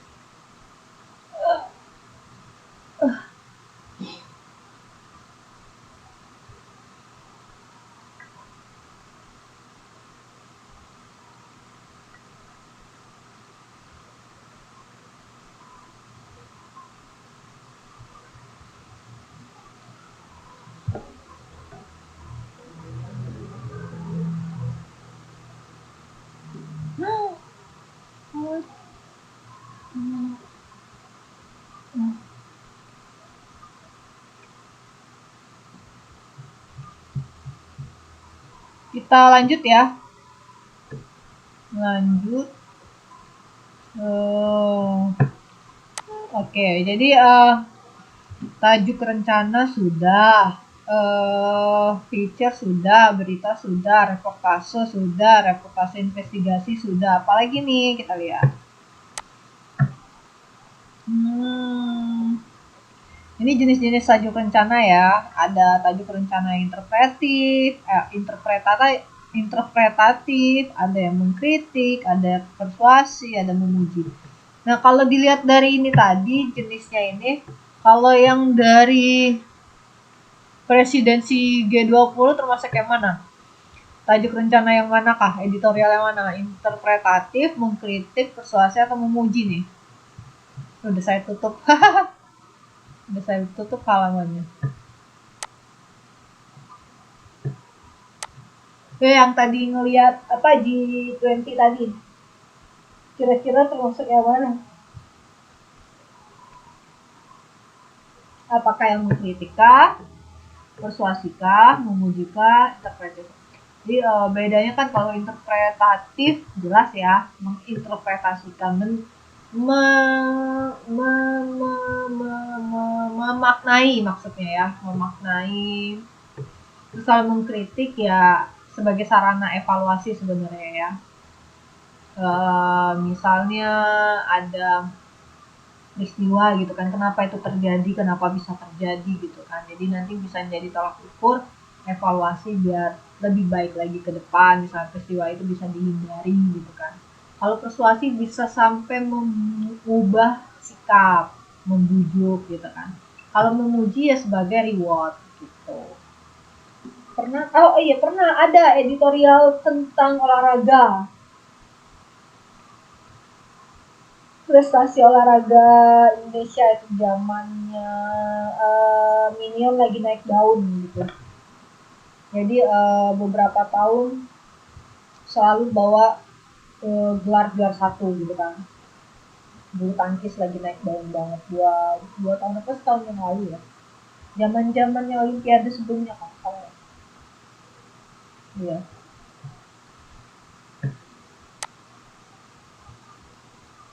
Ini tulisan atas nama. Nah, kalau tulisan atas nama ini hanya ada di media cetak. Bisa majalah, bisa koran. Kemarin ada yang bilang, ada yang nulis di media massa kan. Nanti kalau tulisan atas nama ini lebih topiknya lebih bebas. Jadi tidak ada keterbatasan topik. Jadi teman-teman bisa nulis apa aja, walaupun misalnya hari itu banyak beritanya tentang politik misalnya. Jadi teman-teman boleh gabung ditulis di halaman itu misalnya. Jadi tidak hanya terkait hanya satu topik itu, dibatasi satu topik aja enggak. Terus lanjut, tulis nama sudah, jenis kolom.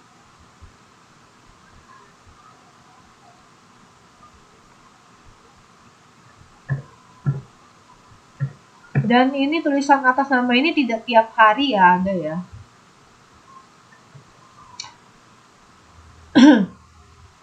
Ini untuk jenis-jenis kolom ya, ada 3 jenis. Jadi setiap produk itu juga ada macam-macamnya ya. Ada pembagiannya. Jadi ada kolom ada jenis kolom, ada lagi jenis esai, ya kan. Ada pojok, tapi pojok ini tidak semua media massa ada. Nah, ini tadi piramidanya feature dan tajuk rencana, itu bedanya ya. Coba kalau dari sini, coba saya tanya, yang mana apa namanya, piramidanya berita, yang mana piramidanya feature, kanan atau kiri?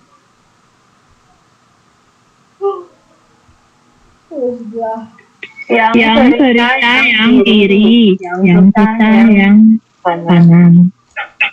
Iya. Kapan? Ya iyalah, ada tulisan beritanya. Harusnya saya hapus. Jadi lupa saya. Hilaf saat nulis. Nah, ini ada 10 menit, 9 menit lagi. Ada pertanyaan kah, teman-teman? Tadi yang reportase ada masih bingung kah?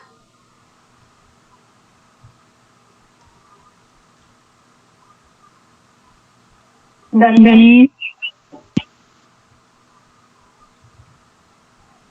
ya. Jadi ini ada satu lagi nggak salah.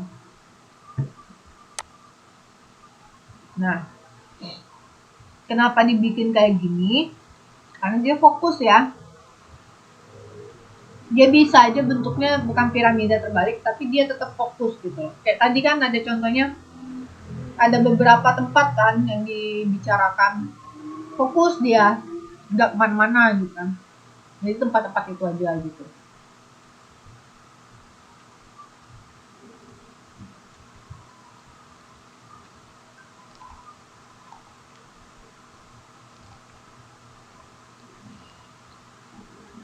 Lanjut.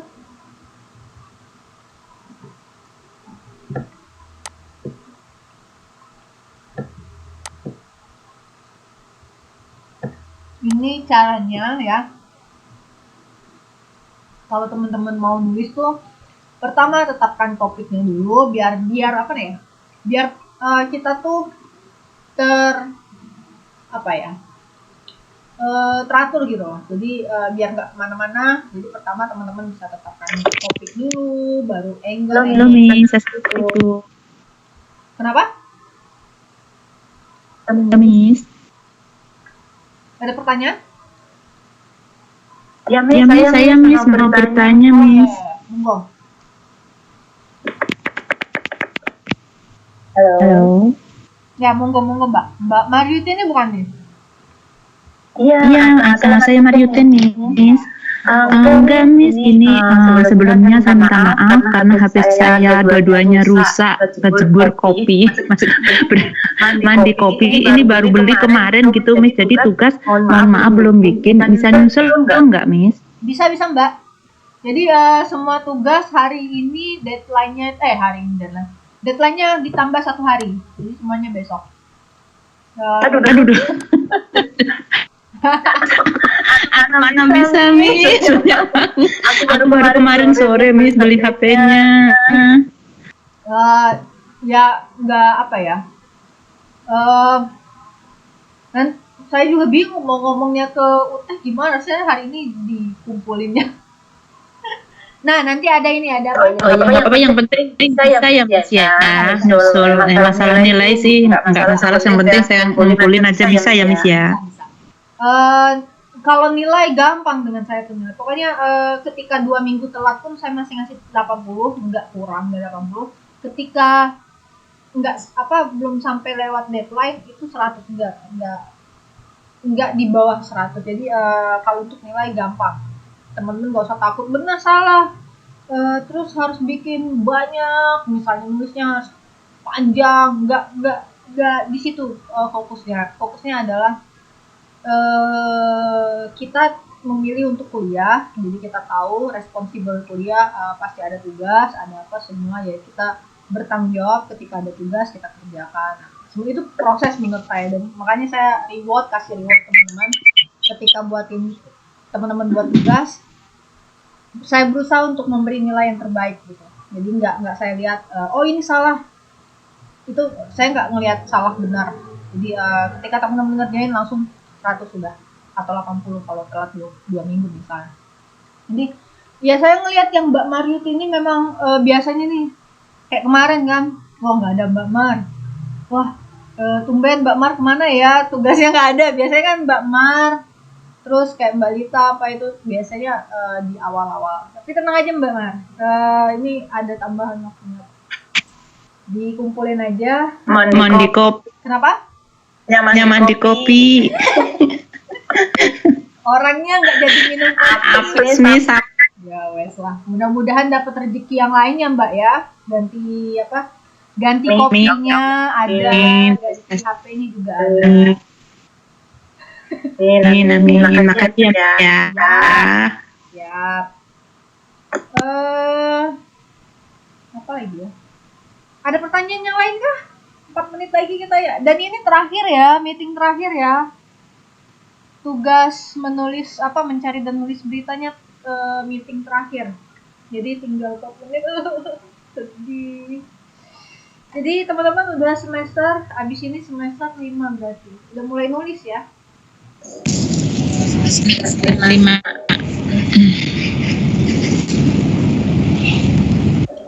Udah pada dapat tema untuk nulis kah? Banyak ya kalau misalnya komunikasi.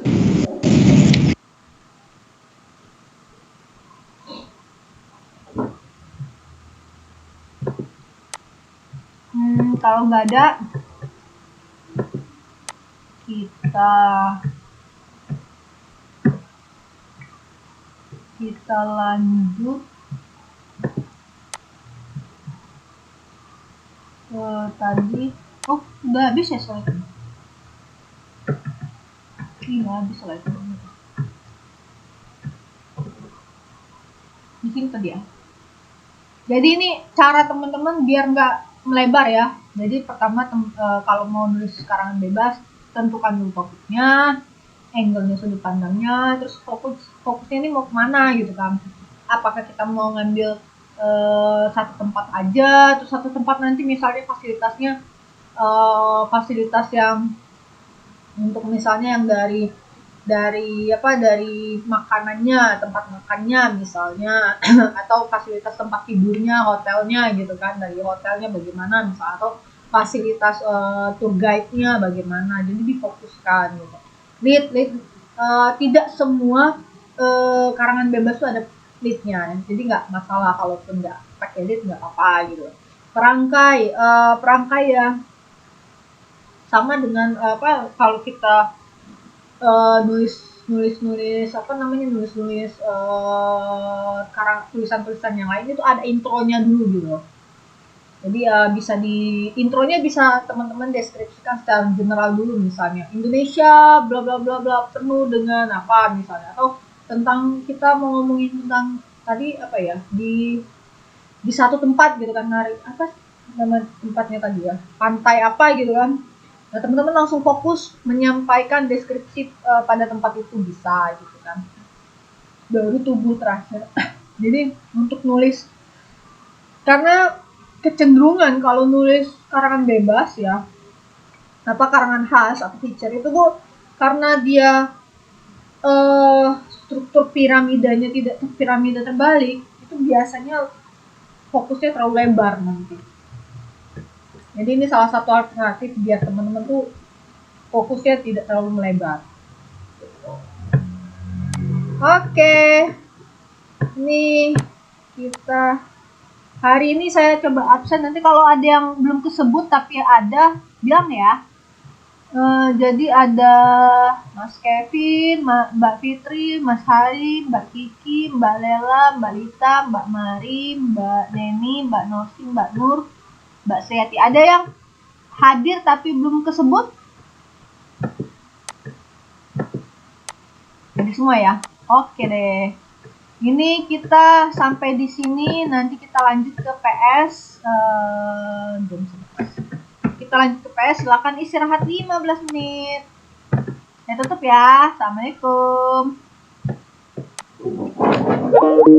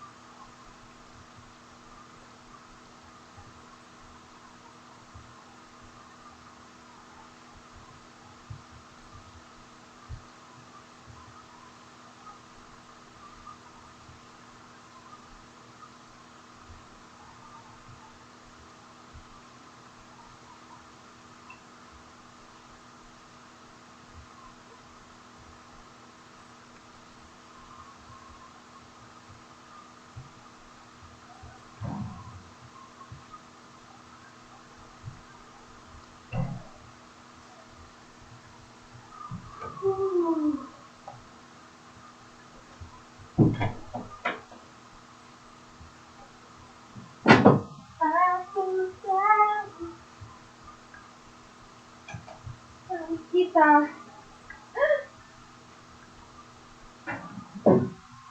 Lanjut. Satu lagi cuy. Ya cuy, satu lagi. Satu lagi cuy. Oke deh.